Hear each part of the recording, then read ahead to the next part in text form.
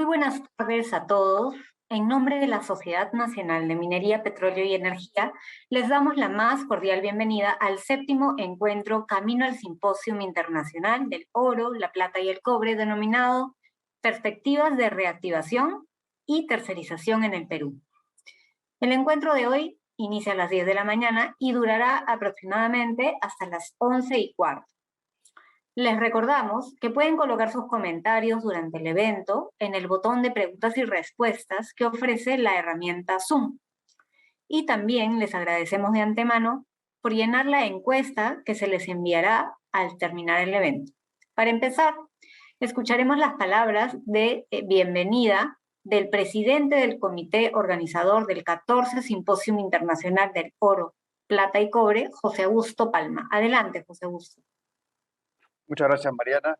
Buenos días y bienvenidos a la séptima edición de los encuentros Caminos al 14 Simposium Internacional del Oro, Plata y Cobre.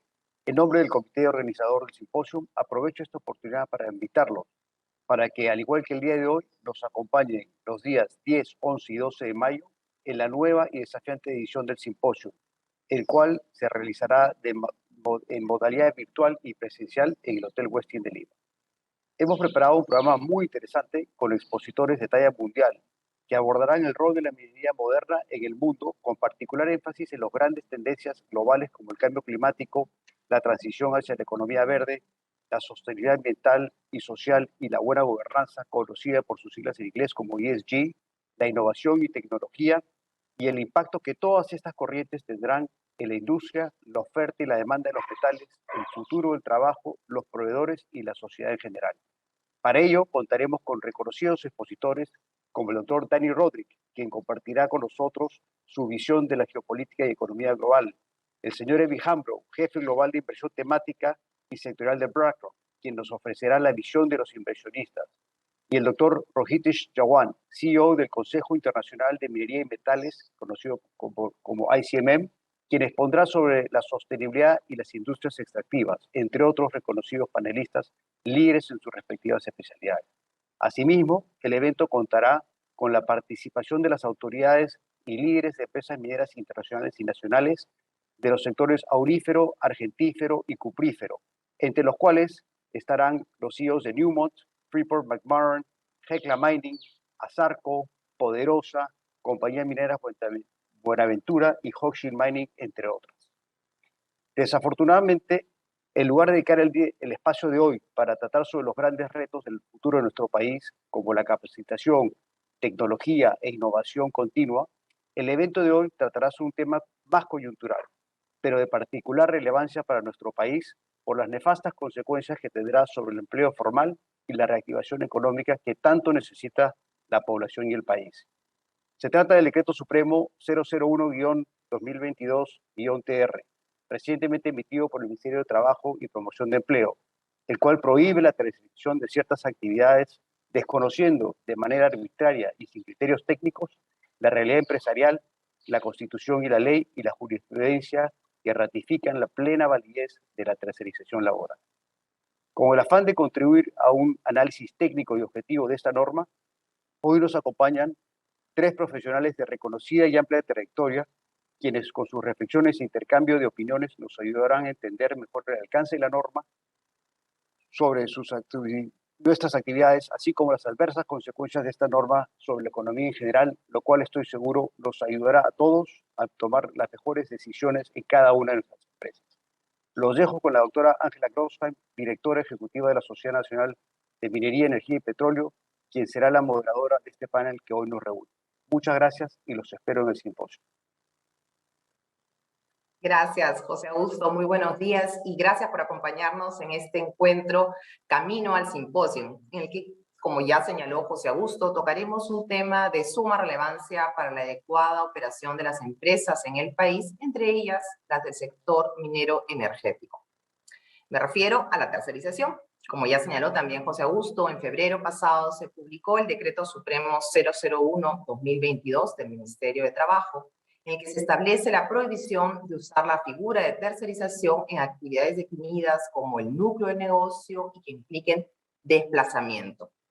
Se ha establecido también un plazo para que las empresas se adecúen a esta nueva normativa, el cual se cumpliría en agosto próximo, con el objetivo de tener una mirada integral desde distintas aristas a este tema. Tenemos hoy en el panel a 3 reconocidos profesionales. Diego Macera, miembro del directorio del Banco Central de Reserva del Perú desde noviembre del 2021, además gerente general del Instituto Peruano de Economía, vicepresidente de la Asociación Civil Transparencia y columnista del diario El Comercio. A su vez, Diego ha sido profesor de Economía en la Universidad del Pacífico. También contamos con Jorge Toyama, socio del estudio Binatea y Toyama, especialista en Derecho Laboral. Forma parte además de la Junta Directiva de la Asociación de Buenos Empleadores de la Cámara de Comercio Americana del Perú, AmCham, y es profesor principal de la Pontificia Universidad Católica del Perú, la Universidad de Piura y la Universidad del Pacífico. Finalmente, tenemos a Ricardo Márquez, actualmente presidente de la Sociedad Nacional de Industrias, ingeniero industrial por la Universidad de Nueva York, 2 veces vicepresidente de la República, 2 veces presidente de la Sociedad Nacional de Industrias, vicepresidente de la CONFIEP durante los años 1993 y 1994, fundador y presidente de la Comisión para la Promoción de Exportaciones Brompex, hoy Bromperú. Bienvenidos los 3. Para empezar, le pediremos a Diego Macera nos haga una breve descripción macroeconómica de la aplicación de este decreto supremo, para luego pasar a un espacio de diálogo con nuestros panelistas. Adelante, Diego. Muchas gracias, Ángela. Muchas gracias a la Sociedad de Minería, Petróleo y Energía por la invitación, a los organizadores del Simposio Internacional del Oro, Plata y Cobre también por la oportunidad de compartir acá estos minutos con ustedes en medio de una coyuntura política y económica y social especialmente complicada. Yo voy a tener una presentación que va a tener una parte de contexto, ¿no? En dónde estamos parados hoy día, y luego hacer la transición hacia la parte laboral, especialmente con unos comentarios, obviamente de corte económico. Luego Jorge de repente puede comentar complementar por la parte legal. Con eso me permito, por favor, empezar a compartir la pantalla. Listo. Estamos. Entonces, a ver, creo que vale la pena comenzar con un contexto un poco macro, hablando sobre en dónde estamos parados hoy día a nivel internacional. Sabemos que ha habido un deterioro marcado en las condiciones de crecimiento y las expectativas a partir de la guerra, de la invasión de Rusia en Ucrania, ¿no? Y eso ha tenido un golpe sobre los indicadores de confianza a nivel global, ¿no? Que es lo que podemos ver en el gráfico de la mano izquierda. No teníamos niveles tan bajos, ¿no? Decíamos desde básicamente inicios o por ahí en la pandemia, ¿no? Desde agosto del 2020. ¿No? Y eso, por supuesto, tiene consecuencias sobre apetitos de inversión, sobre flujo de capitales, ¿no? Y ya se empieza a sentir en las proyecciones, en el corte de algunas décimas, en las proyecciones de crecimiento que están sacando el Fondo Monetario y el Banco Mundial y diferentes organismos internacionales. Una de las zonas obviamente más golpeadas, la zona euro, podemos ver a la mano derecha, ¿no? Con una caída fuerte en sus expectativas para el sector manufacturero.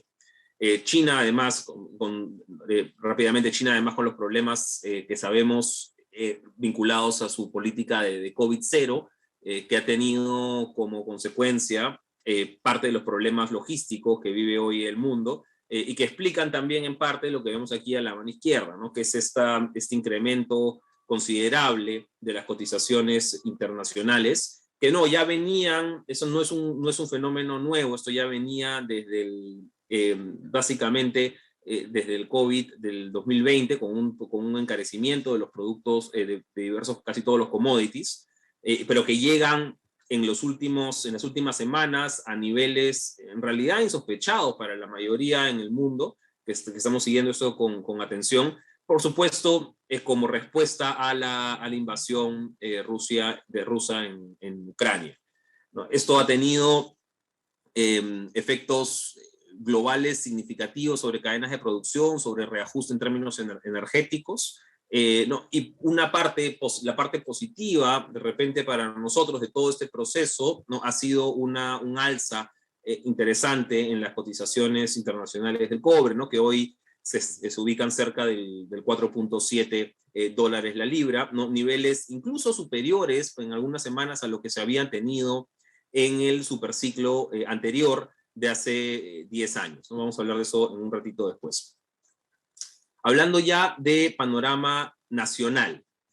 La demanda interna hacia en la primera parte de este año tuvo un desempeño un poco mejor del que habíamos anticipado, ¿no? Unos 5%, 5.6% de crecimiento en enero, y deberíamos acabar el primer trimestre un poco por encima de un 3% de crecimiento total.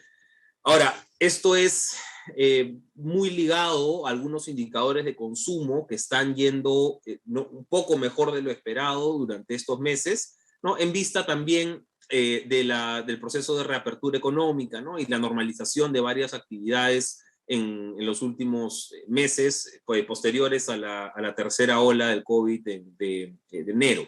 Esperamos, sin embargo, un poco más de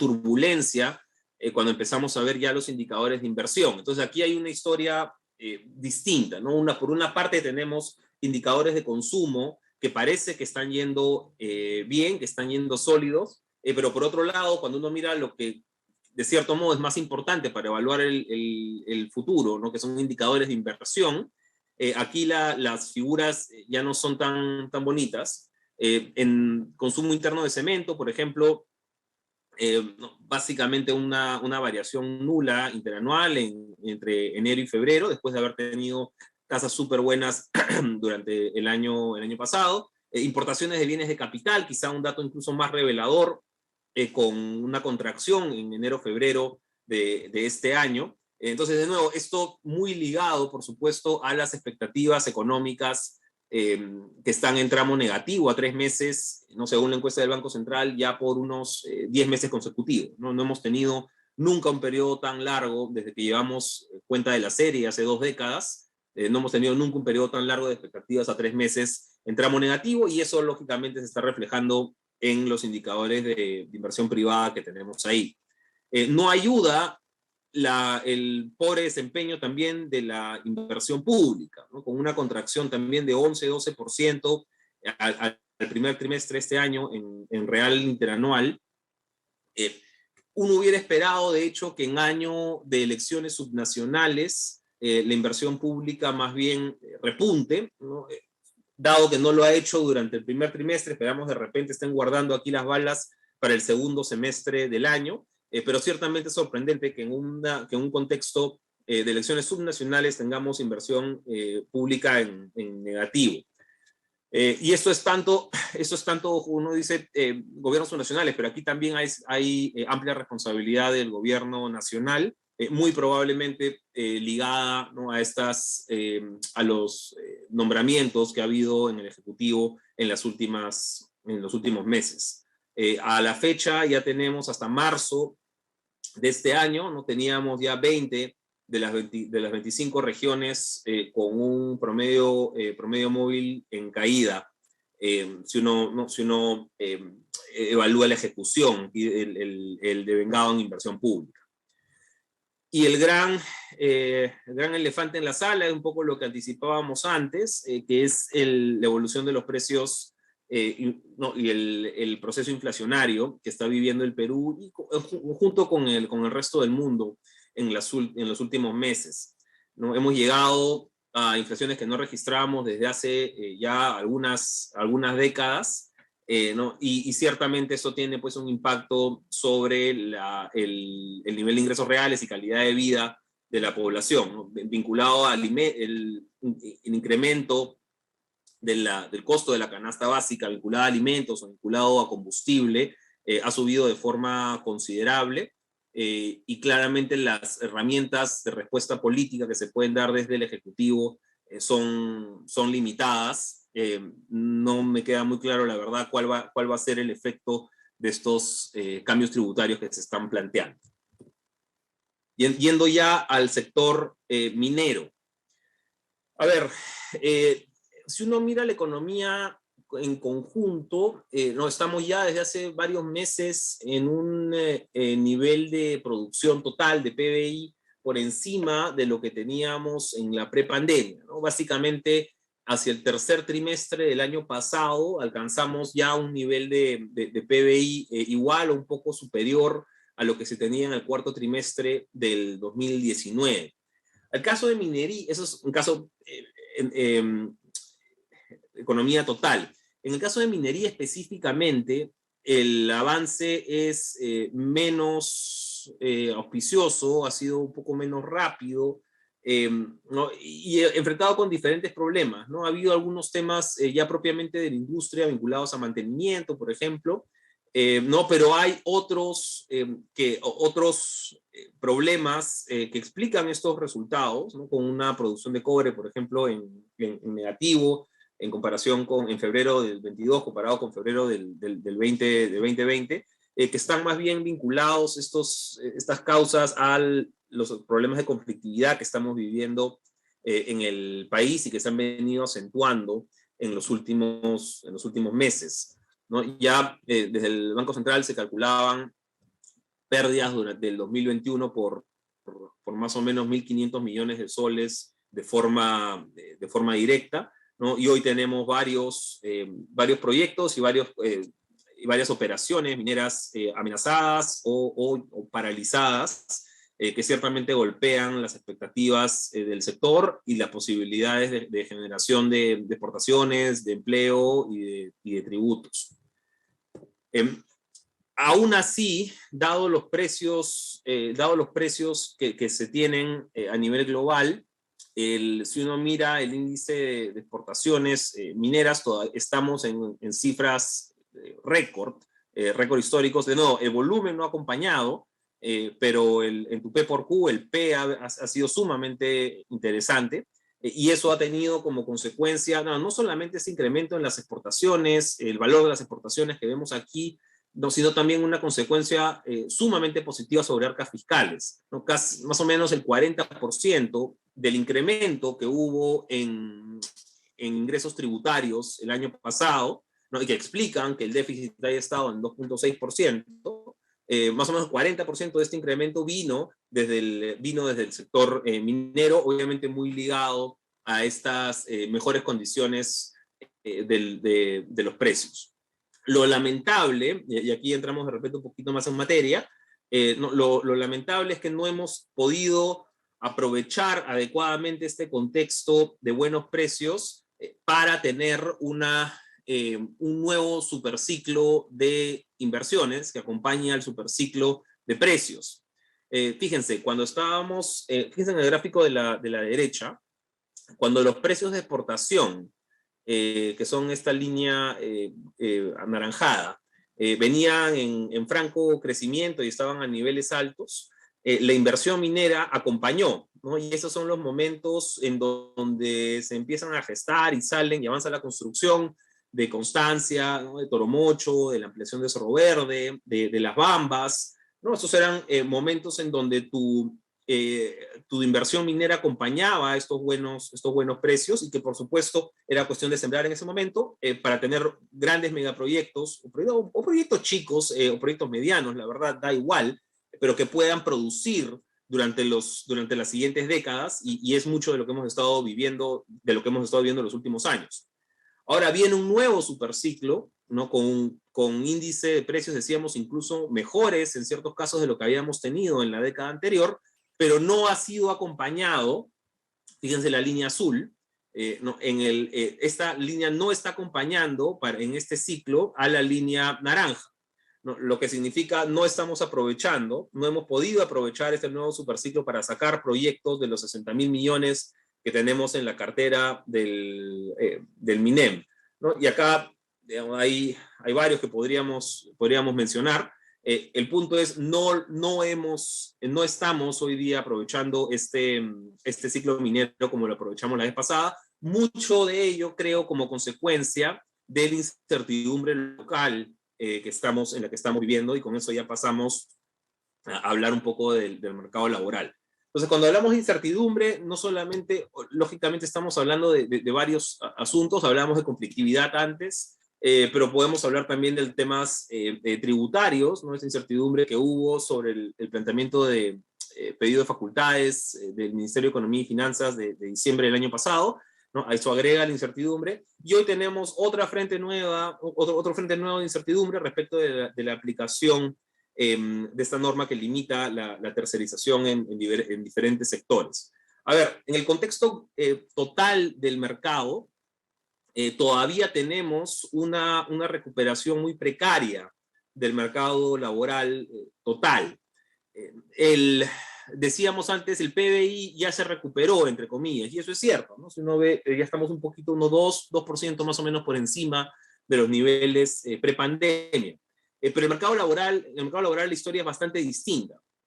Los ingresos todavía son bajos comparado con lo que teníamos antes, sobre todo cuando uno le agrega el efecto de la inflación. Entonces, para el sector informal, que es el mayoritario, ¿no? 75%, 78%, dependiendo de la fuente que uno mire, para el sector informal todavía estamos con ingresos reales un 13% por abajo de la prepandemia, y eso es durísimo. El 13% es un número sumamente alto. Y el problema es que no estamos viendo aquí una recuperación más marcada, sino ya estamos viendo una línea, si quieren, horizontal, un estancamiento de la recuperación en el mercado de trabajo, y que solamente va a ser más golpeado por medidas como las que estamos discutiendo hoy, de la limitación en la tercerización de actividades, sobre todo por el contexto de incertidumbre que crea, ¿no? La poca claridad sobre cuándo y cómo se van a aplicar, y cuánto y cómo se van a entender. En sector minería es especialmente sensible a esto por el nivel de contratistas que manejan. Estamos hablando de más o menos 170,000 en el último registro que tenemos al 2022, y para actividades que son sumamente, muchas de ellas para actividades que son sumamente especializadas, ¿no? Y aquí entramos al tema core, y es que en un sector tan complejo, con los niveles de tecnología que tiene, con los niveles de especialización que tiene, uno más bien quiere incentivar que haya esta inversión en capital humano, esta inversión en especialización, que es exactamente lo opuesto de lo que estamos logrando con esta norma. Entonces, estamos hablando, por ejemplo, ¿no? Mantenimiento de empresa, mantenimiento de relaves, ¿no? Que es una actividad sumamente compleja que podría estar considerada dentro del core, dependiendo de cómo lo quiere interpretar ahí el ministerio, ¿no? Pero en la cual uno quisiera que haya una empresa especializada que pueda responder a esta necesidad. Entonces, creo que entre la incertidumbre que tenemos y las características propias del sector, estamos abriendo una caja de Pandora y dándole una herramienta al ministerio de la cual no estamos muy claros si va a poder utilizar después. La minería, decíamos, es un sector especialmente sensible a la interpretación que pueda tener de esta norma, ¿no? Con 92% de las empresas formales con ventas mayores a 20 UITs utilizando algún servicio de tercerización. Esta estadística es un poco pasada, pero probablemente ese número solamente haya subido en los últimos años, y además con un vínculo muy cercano a empresas proveedoras, ¿no? Hay más de 2.000 empresas contratistas que podrían verse afectadas con la norma, y la verdad es que lo que hoy necesitamos más en el contexto que estábamos conversando antes, en un contexto de precios altos, ¿no? Que no hemos podido aprovechar, ¿no? Lo que necesitamos hoy es muchísima más certidumbre sobre las reglas que van a seguir las inversiones actuales y las inversiones futuras en el sector. De nuevo, un sector sumamente especializado. Lo que nosotros quisiéramos ver es más empresas dedicadas a capital, a estas actividades particulares, que puedan significar mejoras en eficiencia, que puedan significar reducción en los costos y que al final también redundan en mayores utilidades que se distribuyen a través de Canon y obviamente también mayores ingresos para el fisco.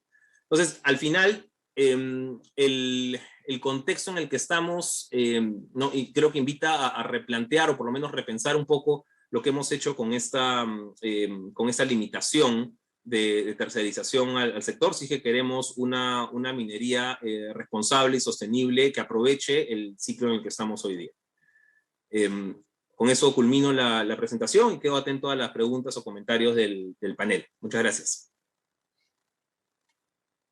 Muchas gracias, Diego, por esta interesante presentación. Nos has dado todo un contexto internacional y local en el cual se están tomando decisiones de políticas públicas, ¿no? Y de gran relevancia para no solo las empresas del sector energético, sino también para otras empresas. Comencemos esta primera ronda de preguntas abordando el aspecto legal, para que todos entendamos los alcances de este decreto supremo. Pues en agosto vence el plazo para que las empresas se adecúen y para muchas empresas todavía hay confusión sobre esta norma. ¿Qué implica este decreto supremo en concreto? ¿Qué va a pasar con las empresas, con los trabajadores? ¿Cuáles son estas implicancias inmediatas? ¿Qué nos puedes decir sobre este tema, Jorge? Comencemos contigo, por favor. Muchas gracias, Ángela, y gracias en tu nombre a toda la sociedad por la invitación. En el tema, por lo menos de la perspectiva económica laboral más relevante, ¿no? De coyuntura. Bueno, esta norma del Ministerio de Trabajo, aprobada y difundida a las 11 de la noche, como otras normas y cosas que está haciendo este gobierno, prohíbe que las empresas en general tercericen lo que se llaman las actividades nucleares, subcontraten a empresas para realizar actividades nucleares, ¿no? Por ejemplo, una empresa maderera que tiene subcontratado a una asociación comunitaria para la tala de madera, no podría ya seguir con este contrato. Una empresa estatal que tiene tercerizada una operación de mantenimiento, una central de energía, tampoco podría tercerizar esta actividad, ¿no? O una empresa minera que tiene tercerizada la explotación de parte de sus operaciones, tampoco podría hacerla, ¿no? Entonces, esto supondría que al ser actividades principales nucleares, el core business, que le llaman las escuelas de negocios, a partir del 22 de agosto ya no se podría, ¿no? Prestar. Y los trabajadores tendrían que pasar a la planilla de la empresa principal, ¿no? Esta norma evidentemente es inconstitucional, ¿no? El Tribunal Constitucional, la Corte Suprema han dicho que esto es válido antes ya, ¿no? La Organización Internacional del Trabajo dice que esto es válido. Las empresas, los sindicatos y el Estado a nivel mundial en la OIT, que es un órgano tripartito, se han puesto de acuerdo y han dicho que la tercerización es válida. Hay varios acuerdos, resoluciones, hasta un proyecto de convenio de la OIT validando la tercerización de actividades en general, ¿no? ¿Qué va a suponer esto? ¿Cuál es el perjuicio? ¿Cuál es el problema? Que va a haber pérdida de empleo, ¿no? El Ministerio de Trabajo está diciendo no va a haber pérdida de empleo porque los trabajadores van a pasar de una planilla a la principal, ¿no? Eso no es correcto al 100%. Para empezar, todos los administrativos de las contratistas, de los terceros, no van a pasar a la planilla principal, porque no están operando físicamente en las instalaciones de la principal, ¿no? Esta norma lo que dice es que todos los trabajadores de los terceros que laboran permanentemente en las instalaciones de las empresas principales deberían pasar a la planilla de la empresa principal. Entonces los administrativos, el contador, el de recursos humanos, etcétera, el financiero, no van a pasar. Y ellos van a perder su chamba. Más o menos es un 20 a 25% del total de la planilla de una contrata. No hay forma que pasen, porque no están desplazados en las instalaciones de la empresa principal, están en las oficinas administrativas, ¿no? Número dos, parte de los terceros no van a ser contratados porque acabó la obra y ya no voy a seguir contratando más terceros porque no me conviene, ¿no? Entonces no es que todos pasen, porque se acaba la obra, acabó un servicio, ya no van a pasar. En México, que es el único país de la OCDE que ha impuesto esto, se ha perdido cerca de 1 millón de empleos de terceros. No han pasado, ¿Por qué? Porque hay duplicidad de puestos, acabó el servicio, etcétera, ¿no? Penúltimo tema, las microempresas también son perjudicadas acá. Ellos van a tener que liquidarse. El dueño de la microempresa, el emprendedor, el gerente, el que trabajaba, no van a pasar la planilla a la principal. Ellos van a perder su trabajo. El principal afectado, de acuerdo a la data que hay en México, son las microempresas, ¿no? Porque ya sea que prestan servicios de frente a la principal o a través de una subcontrata prestan servicio a la contrata. Entonces, hay un sinnúmero de empresas micro que también van a perder.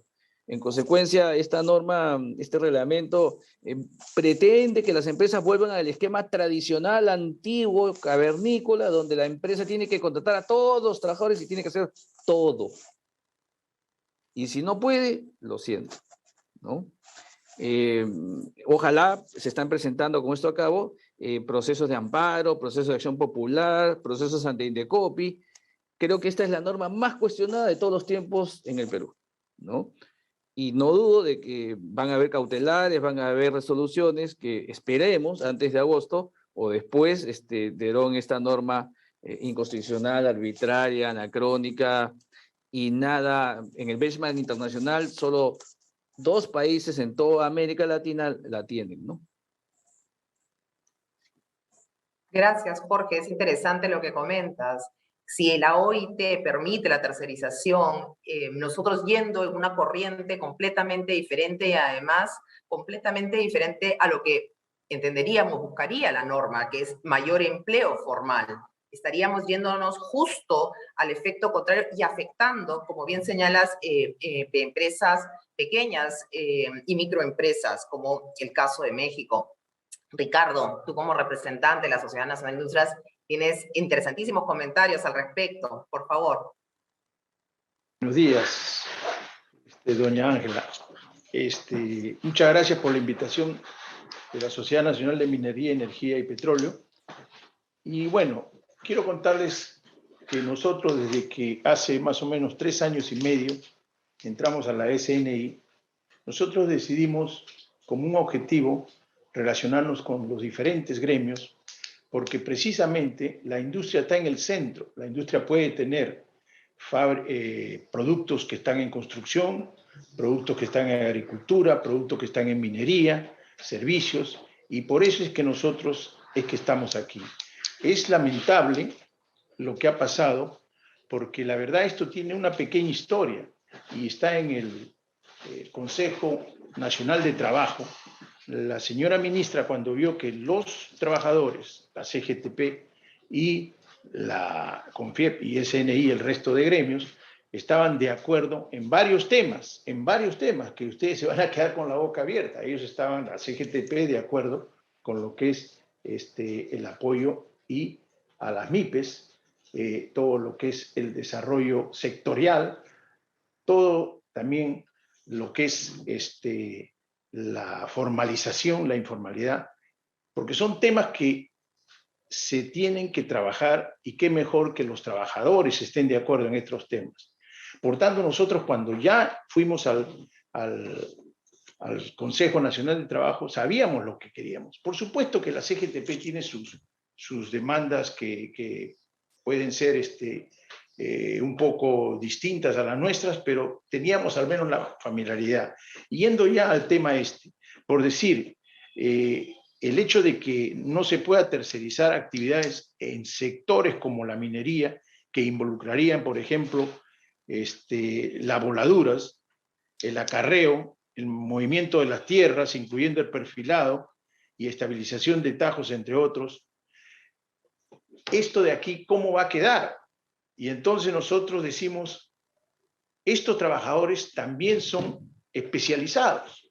Y lo que en verdad no entienden en el ministerio es que toda la industria, ¿no?, está yendo a especializarse para poder competir a nivel mundial. En la Sociedad de Industrias, el 60% de los empresarios son exportadores.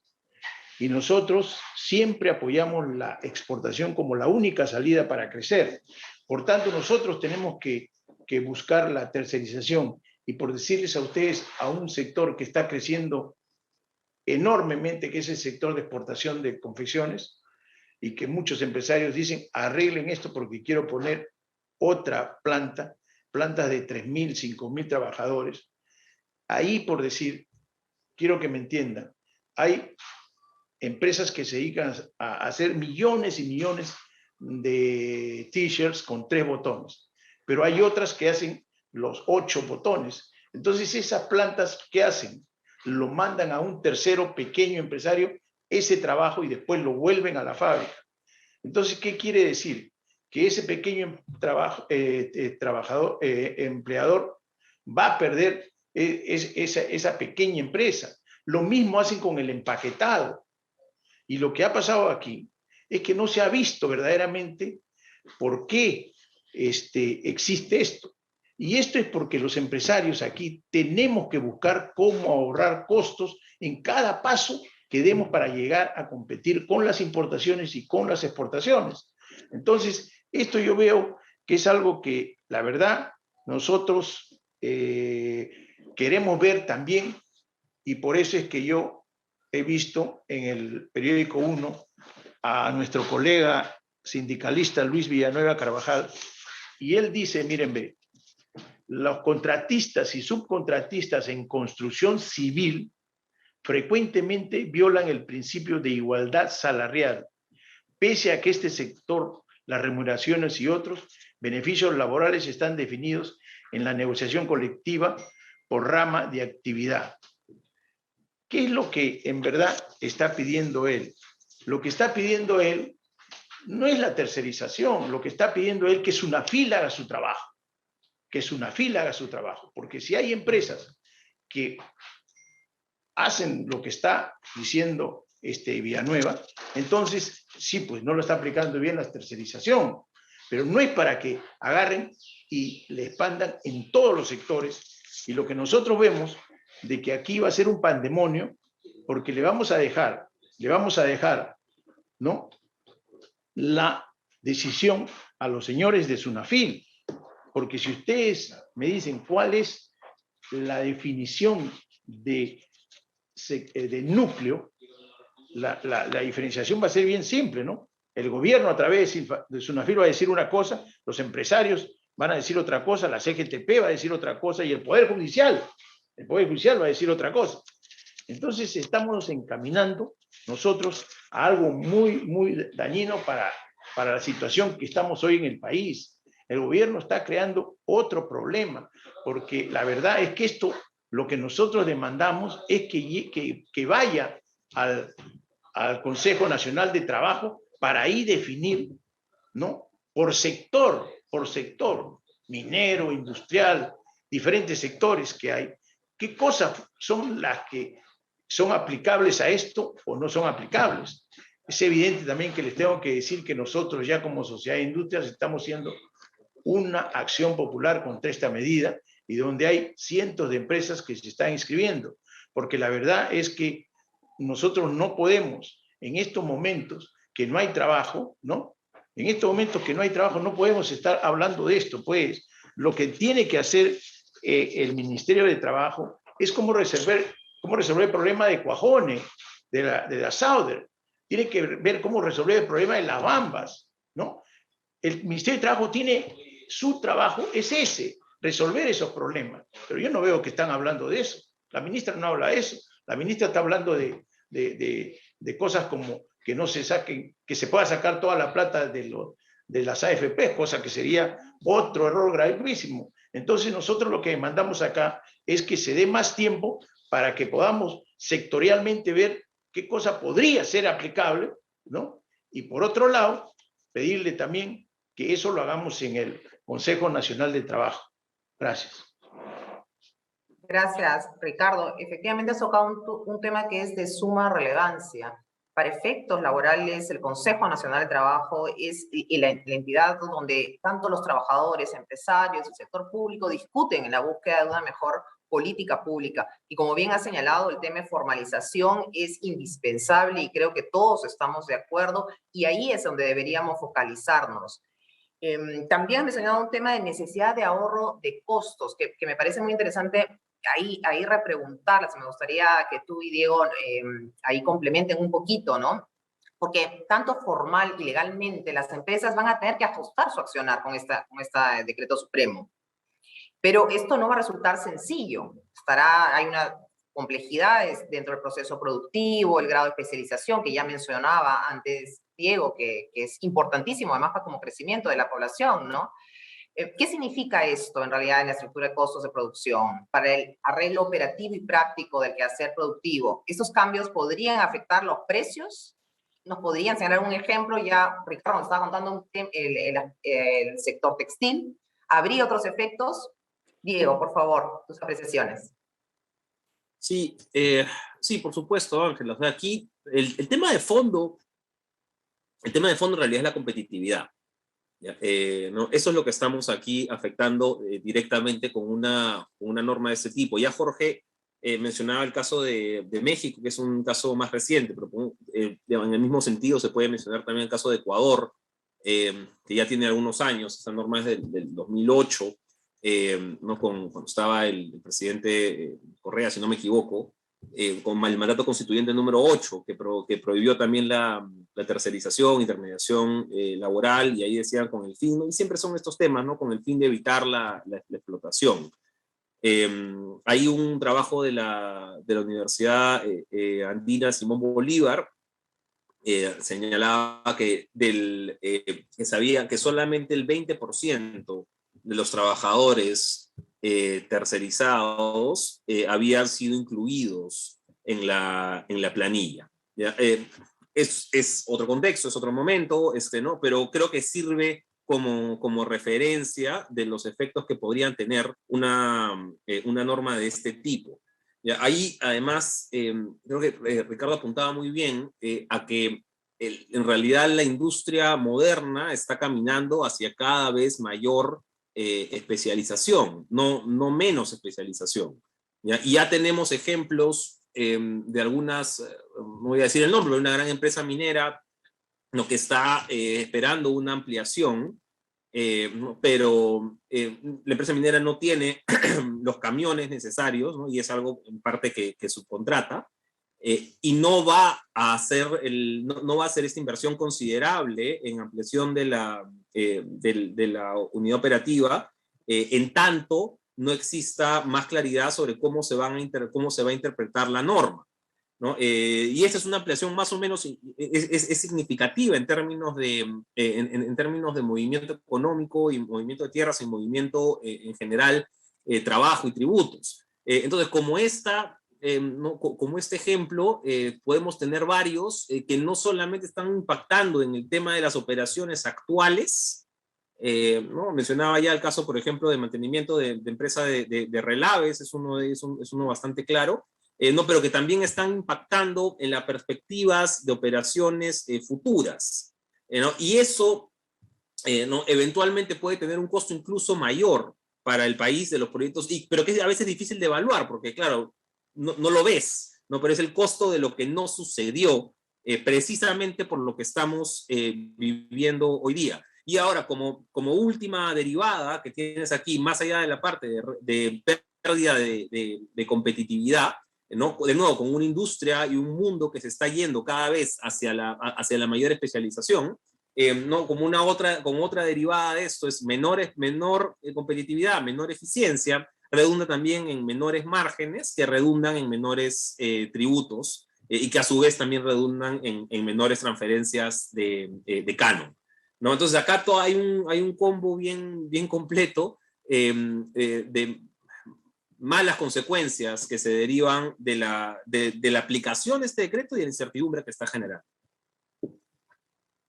Gracias, Diego. Efectivamente, hay todavía incertidumbre, como además había señalado Ricardo con el tema inclusive del concepto del núcleo de negocio, y esta pérdida de competitividad que bien señalas, ¿no? Y hay claros ejemplos de estos dos países. Ricardo, ¿qué nos puedes comentar al respecto? Usted es un ejemplo claro para que se entienda.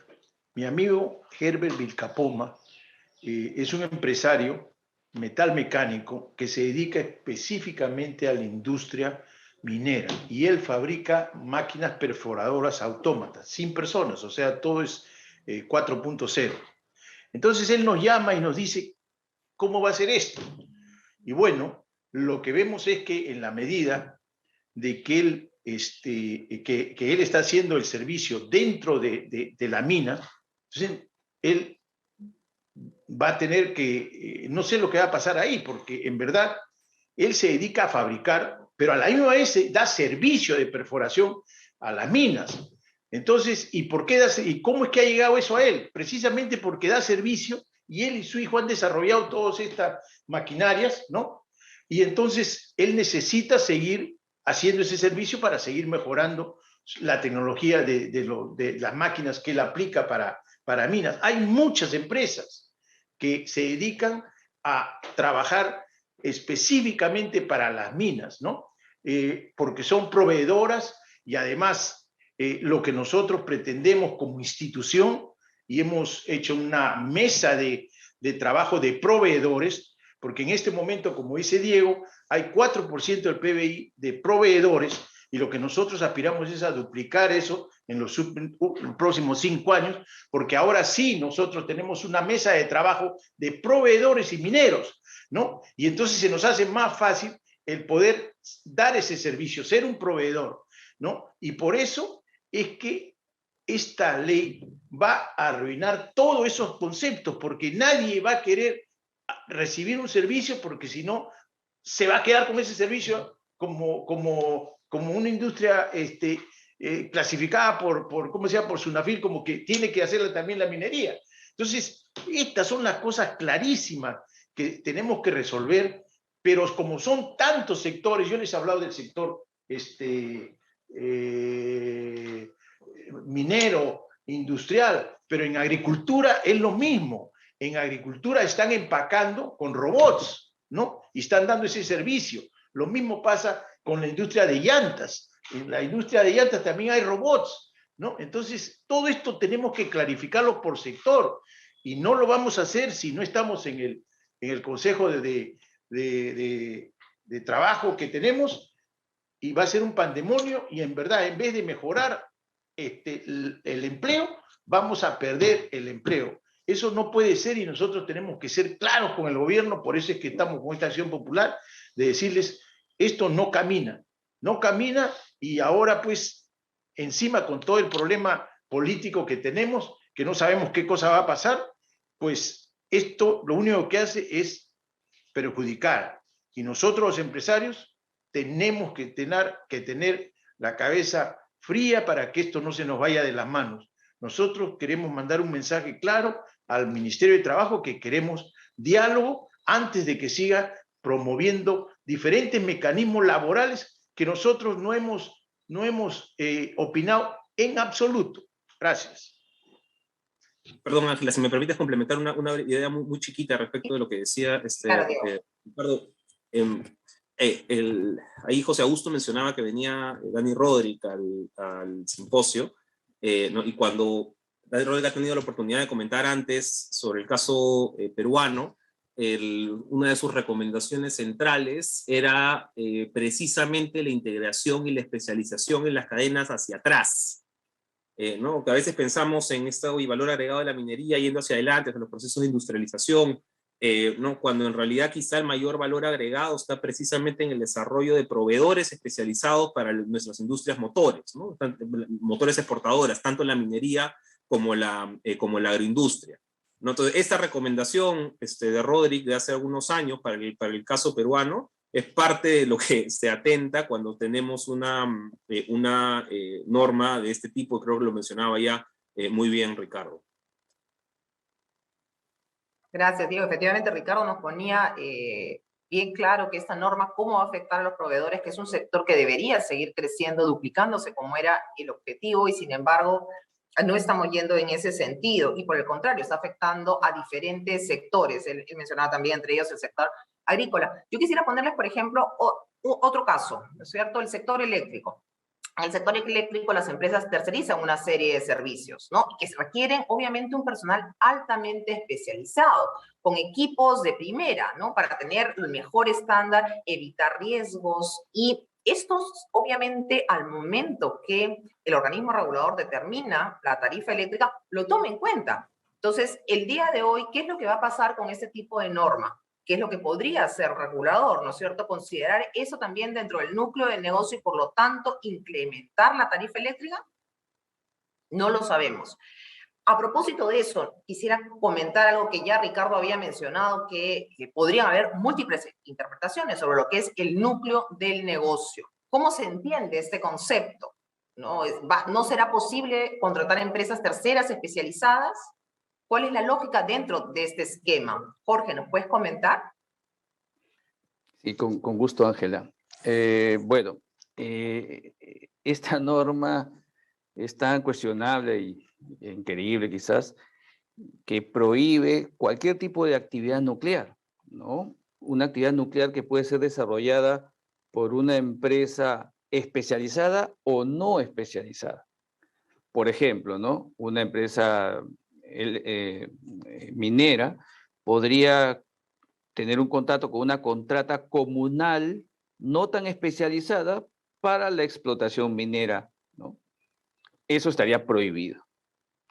Pero también podría la empresa minera contratar, ¿no?, a una empresa especializada en la explotación minera, líder mundial, eficiente al 100% en explotación. Tampoco podría, porque es actividad nuclear.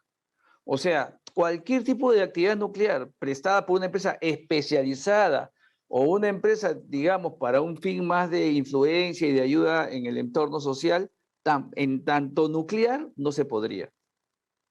No es correcto lo que dicen algunos de que si es especializada, ya se puede, aunque sea nuclear para la empresa principal, ¿no?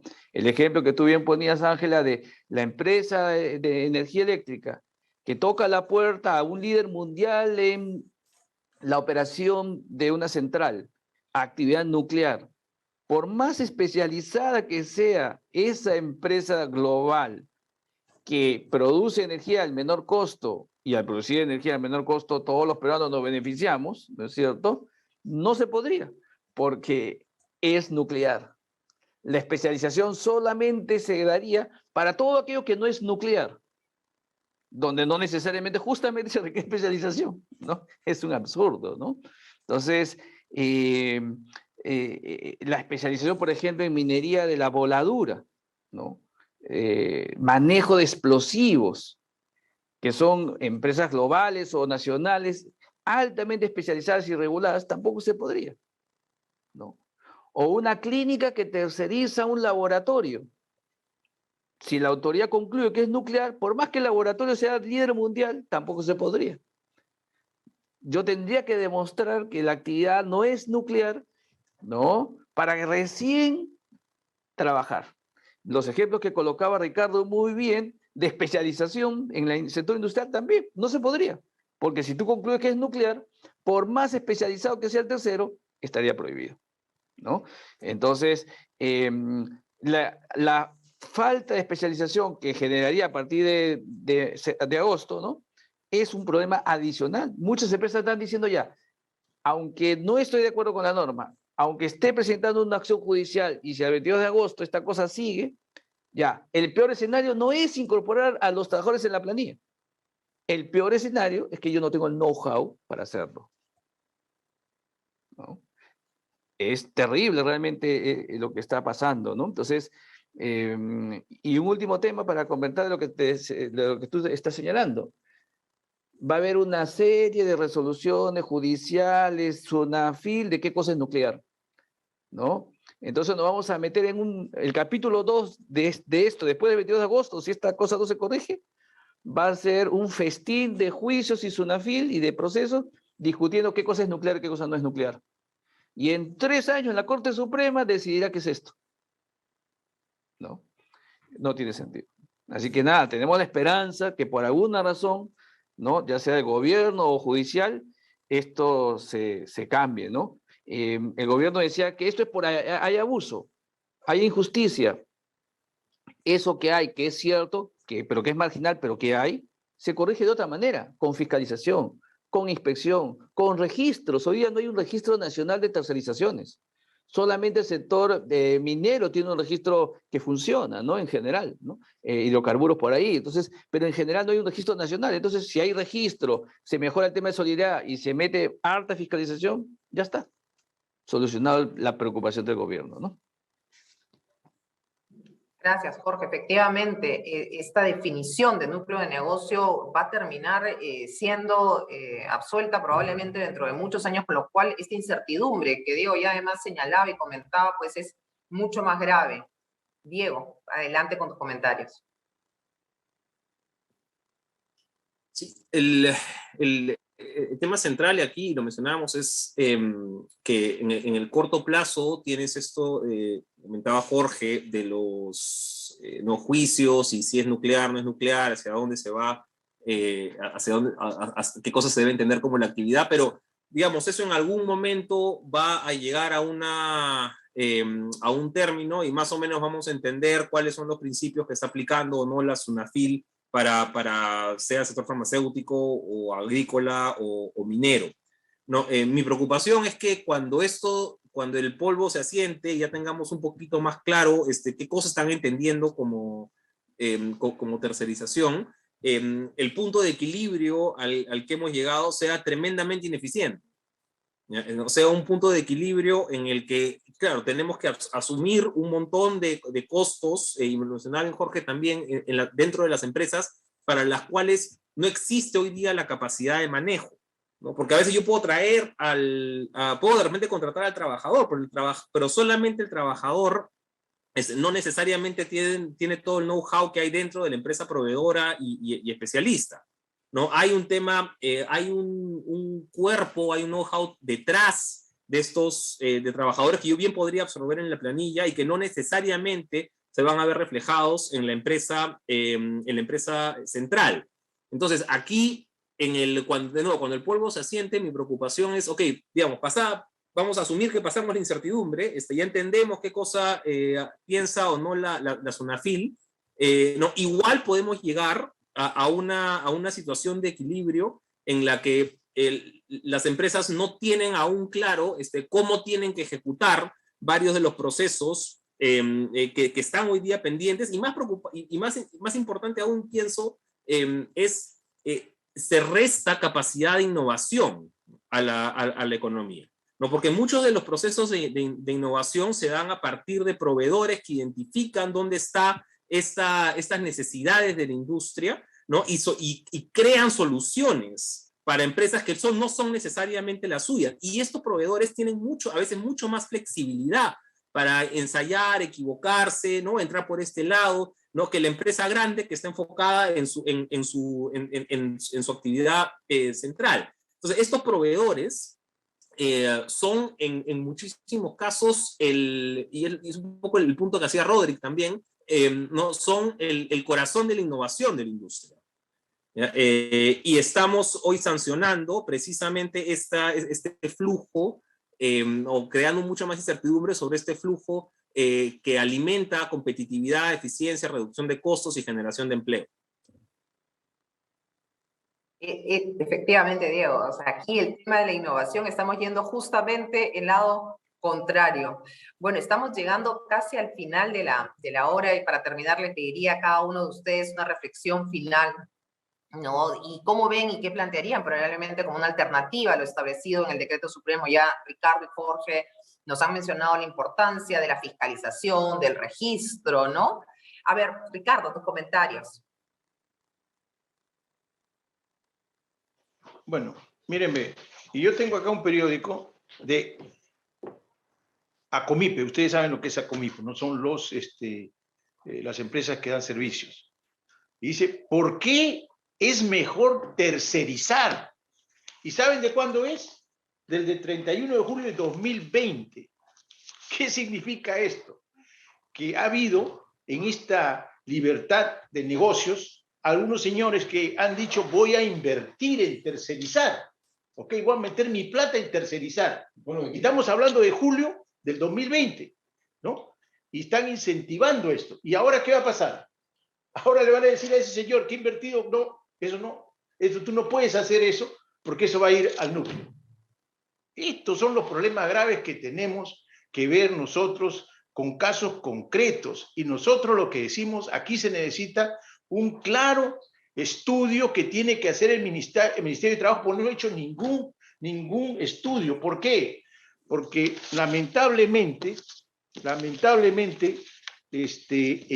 el Ministerio de Trabajo, el director general de Trabajo, ¿no? Cuando le preguntan cuánto le va a costar al Estado, ¿cuánto le va a costar al Estado esto? Él contesta que no sabe. O sea, no han hecho un estudio de cuánto le va a costar al Estado esta ley. Menos han hecho un estudio de cuánto le va a costar en ineficiencias, ¿no?, al sector privado. Y eso es lo que tenemos que decirles al Ministerio de Trabajo, ¿no?, que no se pueden cambiar las reglas de juego así tan simple, ¿no? Para eso hay dentro de nuestro Estado el Ministerio de Economía y Finanzas. Y el Ministerio de Economía y Finanzas ha dicho que esta ley es peligrosa. Lo que nosotros queremos entonces es proponerles es que no 6 meses, y tenemos que discutirla más tiempo, porque no queremos que en este gobierno, que en teoría va a estar 5 años, vaya el mismo gobierno a perder empleo por no ver ni estudiar bien las propuestas que están haciendo, ¿no? Y además, recordarle también que es anticonstitucional. Y eso es lo que quisiera decir. Muchas gracias. Gracias, Ricardo. Importante lo que señalas. Esta normativa claramente va en contra de la realidad, de lo que se está sucediendo en el país, de las inversiones realizadas por pequeños proveedores. Y tampoco ha habido un claro estudio del costo que implica para el Estado y los empresarios. Jorge, tus comentarios finales. Gracias. Hace 2 días o 3, una empresa me preguntaba, oye, ¿este contrato con una empresa estatal enorme es nuclear? Sí, es nuclear. Nos reunimos con los funcionarios del Estado, oye, ¿y esto qué va a pasar, no? ¿Esto es nuclear? ¿Qué va a pasar después del 22 de agosto? Me decían, no lo sabemos, firmemos y ya vemos qué pasa. El propio Estado es perjudicado por esta norma, ¿no? Y lo último es que esta norma, pues, además de afectar la productividad, Diego también lo comentaba un poco, ¿no? Y también Ricardo, la competitividad, ¿no? La atractividad. Conozco 3 casos ya de empresas, 2 contratistas internacionales que han dicho ya, yo no voy a cuestionar esta norma. Mi estilo global no es cuestionar las leyes. Lo que voy a hacer es retirarme del Perú. Y otra empresa nacional, ¿qué está diciendo? Bueno, si me prohíben la tercerización, me voy a Colombia, donde tengo otra planta. Y ya no voy a producir en Perú. Porque yo no pienso meter el know-how del tercero en mi organización. ¿No? No es mi core business. Así que yo no me quiero pelear con el Estado. Lo que voy a hacer es importar desde Colombia, ¿no? Y ahí perdemos todo. Así es, en fin, estamos a tiempo todavía para seguir persuadiendo al Estado para que antes del 22 de agosto pues esta norma no se aplique, ¿no? Y entre una regulación más inteligente y equilibrada, ¿no? Gracias, Jorge. Efectivamente, esta norma lo que está haciendo es que impacte directamente en las decisiones comerciales de las empresas. Diego, por favor, tus comentarios finales. Gracias, Ángela. Creo que sí, desde la parte de persuasión por estos comentarios técnicos de competitividad y eficiencia que estamos haciendo, no encuentran mayores oídos dentro del gabinete. No, quizá es una buena idea explicar esto más bien en términos que le pueden ser más sensibles, ¿no? Y esto está yendo en contra de muchos empleos, ¿no?, reales hoy y potenciales después, ¿no?, en un contexto político y económico sumamente difícil para las familias, ¿no? Veíamos de la presentación con un sector informal de 13% de salarios reales disminuidos, ¿no?, una masa salarial, informalidad golpeada, ¿no?, la coyuntura política que ya vemos cómo está, ¿no? Entonces, aquí solamente vamos a terminar poniéndole más leña al fuego, ¿no? Y yo entiendo, debería ser lo último que lo que está pensando hoy día el gobierno, en complicarse un poco más la situación, ¿no? Pero es parte de lo que va a lograr con iniciativas como las que está empujando hoy día. Entonces, si desde la parte de competitividad no se logra persuadir suficientemente a la administración actual, ¿no? Quizá desde la parte de, oye, esto te va a hacer la vida más difícil a ti, porque el empleo acá se va a resentir, vas a tener proveedores resentidos, ¿no? Vas a tener una recuperación económica mucho más difícil.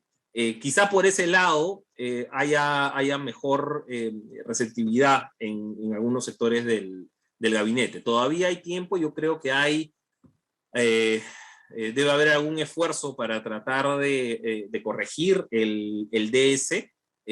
No, lamentablemente pues el tiempo sigue siendo es corto, pero debe haber algún esfuerzo para tratar de corregir el DS, porque eventualmente, ¿no? el otro camino que toma un poco más de tiempo, es un poco más complicado, pero puede ser también la parte, los otros poderes del Estado, ¿no?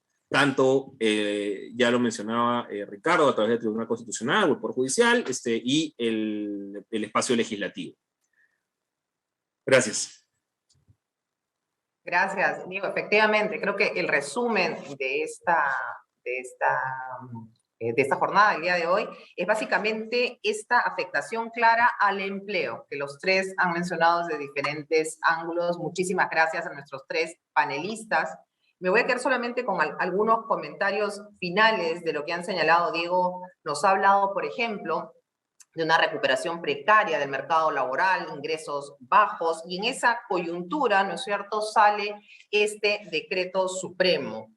Ricardo nos ha mencionado además la importancia de establecer políticas públicas conversadas a través del Consejo Nacional del Trabajo, en el cual es un ente en el cual participan trabajadores, empresarios, el Estado, y la necesidad y la búsqueda de la formalización que no viene a través de esta norma. Tanto Jorge como Ricardo nos han dicho además que la norma es claramente inconstitucional. Jorge nos ha mencionado además que la tendencia mundial, que la OIT establece obviamente la tercerización y que esta es válida. Sin embargo, hay países en los que se ha aplicado una normativa similar a la del Decreto Supremo 001-2022 y ha sido el efecto contrario. Diego nuevamente nos ha comentado un tema que es importantísimo y es la pérdida de competitividad con este tipo de regulación. El mundo en realidad está yendo a una mayor especialización y aquí estamos justamente yendo en contra de ello y restando capacidades de innovación. Finalmente, quiero resaltar que tanto los tres panelistas han señalado que no es clara la definición de núcleo de negocio y que claramente esta incertidumbre no ayuda a la toma de decisiones. Ricardo nos mencionaba inclusive cómo afecta a los proveedores que ya han tomado decisiones justamente yendo a lo que era la figura buscada por todos de mayor especialización, y esto ha sido todo lo contrario. Y además, aquí tanto Jorge como Ricardo nos han señalado la importancia de ir más bien hacia una fiscalización, a un registro, en lugar de tomar medidas contrarias a lo que el mundo está yendo. Bueno, nuevamente quiero agradecerles a todos por su participación y los esperamos en el Simposium Internacional del Oro, Plata y Cobre del 10 al 12 de mayo. Buenos días. Buenos días. Buenos días.